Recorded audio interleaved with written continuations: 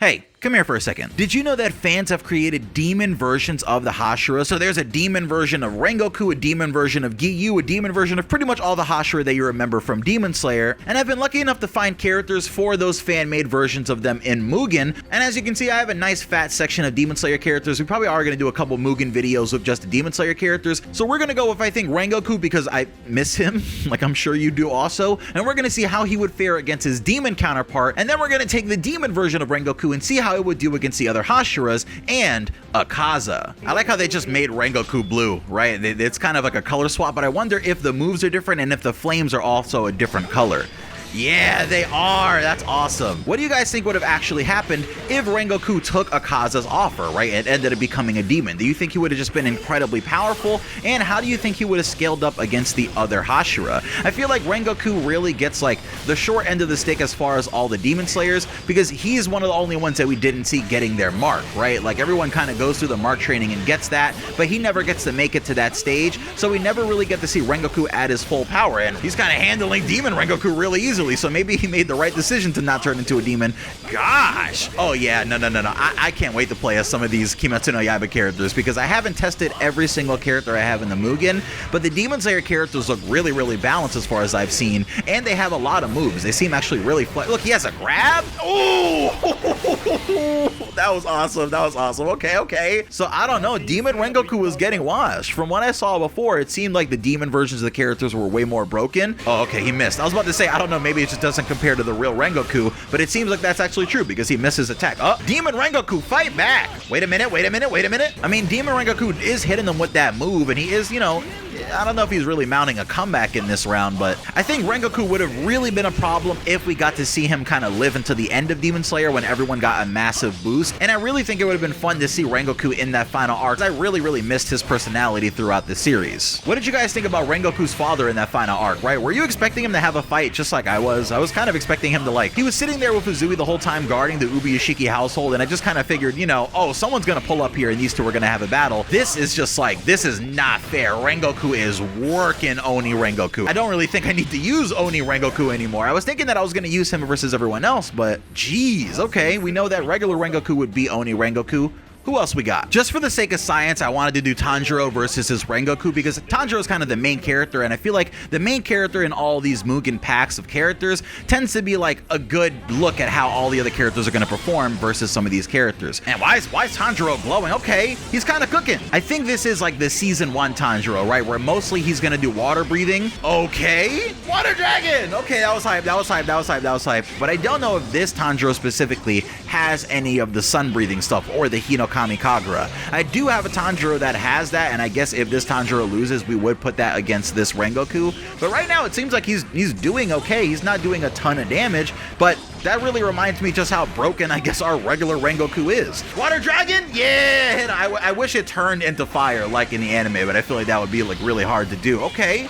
We got a Rengoku combo. Rengoku is just doing way too much damage to Tanjiro, and yeah, I guess Rengoku Oni is strong. Round 2, it doesn't really look like it's getting any better, actually. I think Tanjiro is struggling more this time. He doesn't really have to do a lot of long combos to Tanjiro here, right? It just seems like everything he does, all the special techniques that he has, do a lot of damage, it seems like. So he's kind of just keeping Tanjiro in this corner and taking him out. I honestly think this fight would be really heartbreaking for Tanjiro, right? We almost actually saw this happen if Rengoku took that offer from Akaza and became a demon. I know I asked you guys a little earlier in the video what you think would have happened, but I definitely think like Tanjiro would have gotten cooked, right? Like at the end of that arc, Tanjiro really wasn't able to move or do anything. It just would have been done. That just would have been the end of the story of Demon Slayer. So I completely get why Gotoge decided, I'm not gonna have Rengoku take this offer, even though it is completely against his character. It's not something that could have happened. Ooh, okay, water.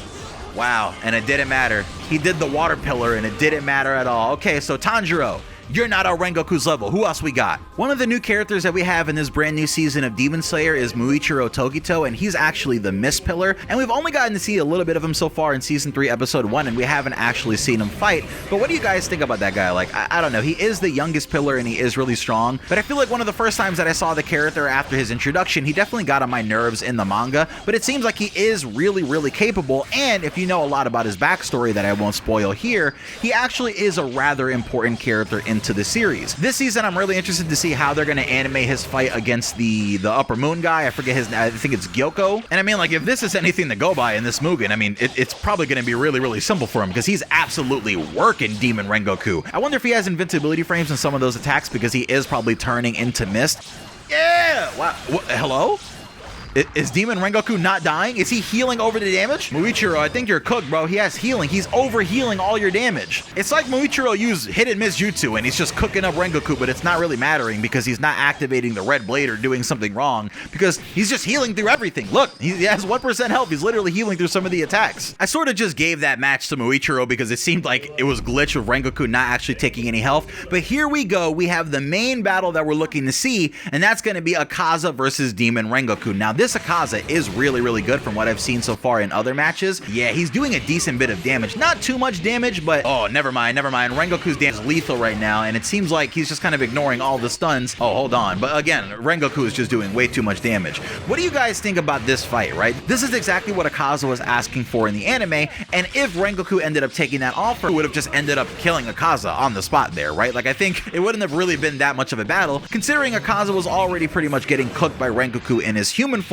I feel like if Rengoku became a demon and got a blood demon art relating to his fire, kind of like how Kokushibo has his stuff set up with his moon breathing, Akaza just gets worked, right? Like, is it even a question? I feel like it would pretty much go exactly how this match is going here, just way more flashy with way more insane fire happening on the field. Because again, when you're a demon slayer who becomes a demon, it seems like you get a blood demon art that has a lot to do with your actual demon slayer breath style. So Rengoku probably would have gotten some crazy, like, demonic flames, and that's probably why his flames are blue in this character. But yeah, he has enough right here to just take out Akaza in round 1, and let's see if it goes any better for either of them in the second round. And I feel like now Rengoku is about to just get in his bag after doing that awesome fire combo, and it seems like it's just over for Akaza. Now this corner pressure is about to just be elite. Akaza? This is really back and forth, but again, I do think that it's over. Okay, so Akaza got all the smoke that he was asking for from Rengoku, but there is still one more person that I want to have Rengoku go against. And I guess by one, I really mean two, because I want Demon Rengoku to fight the two brothers from Demon Slayer who I just made a video on, Kokushibo and Yoriichi. Now, Kokushibo is Upper Moon 1, and this is the special Infinity Castle stage where you see there is actually some like foreground elements, so it kind of adds a layer of depth to the battle. And I just don't know how fair this battle would actually be, right? Considering that Kokushibo is Upper Moon 1, he is the only other Demon Slayer to ever become an Upper Moon, and he does have his own breath style, so I think this would be a really, really fair aspect. But Kokushibo's been at this way longer, right? And you can see even just in this Mugen, like, he's doing all these moon breathing attacks and taking Rengoku down a lot of health. And yeah, Rengoku is kind of just getting worked, right? Like, he's getting schooled. But if he manages to beat Kokushibo, he can go on to then fight Yoriichi, who's the original Sun Breath user. And on my channel recently, I did do a video completely explaining the life and backstory of both of these characters, as well as all of their moves. So if anything that Kokushibo did on screen during this battle between him and Rengoku was really impressive to you, you can go watch my video on the character to learn exactly, oh my god, Rengoku, hello? And now I think Rengoku is just living off of healing, right? He's out healing Upper Moon 1's damage. But this really makes me wonder, how was it that the original Rengoku was able to actually kill him, right? Because it seems like none of my characters can actually take him down. Is it just gonna keep getting washed like this? Like, he's just getting rinsed in this corner. So I had to click a button that ends around because both of their healths wouldn't go past 1%, but that actually lets us get into the last battle of this video. I think that actually lets us get into this final battle that I really wanted to see, and this, from everything that I know, should just not be fair, because everything that I know about this Yoriichi character is he's just completely busted. You can see that Rengoku hasn't actually landed a single hit on him yet. Hello, anime cutscene attack? What are we doing here? Is this from season 2 when Tanjiro was fighting against Daki? Hey yo! I think that's the 13th. That's clear blue sky. Okay. Now, if you want to be able to recognize the different moves from the Sun just did, you can go and watch my video all about Yoriichi, the original Sun Breath user, and learn everything having to do with his life and why exactly he's so broken, with him actually managing to outdamage the Rengoku's healing, taking him past 1%, which is actually really crazy because no one else besides the original Rengoku character has been able to do that yet. So cool enough, we're actually going to get to see a second round between Rengoku and this Yoriichi. And again, I don't think it's going to go much different from the way that it originally went, because Yorichi is just busted, both in the series of Demon Slayer and in the Mugen. Like, seriously, Yorichi kinda is just the god of Demon Slayer, and it seems like he was actually just born to defeat Muzan. Like, because Muzan cursing the gods in Demon Slayer so much, they actually sent somebody that was made exactly to defeat him and take him down. And hello? Why did that just scream in my ear? I think that move is called Dragon Head Solar Halo Dance. And again, he is having a little trouble taking Rengoku down because Rengoku a bit, but it seems like he's just gonna keep spamming Dragon Dance to try to get Rengoku's health to 0, and maybe after the end of this combo, it'll just be over. Oh no, that's manga stuff right there, and you can see that exact moment that just happened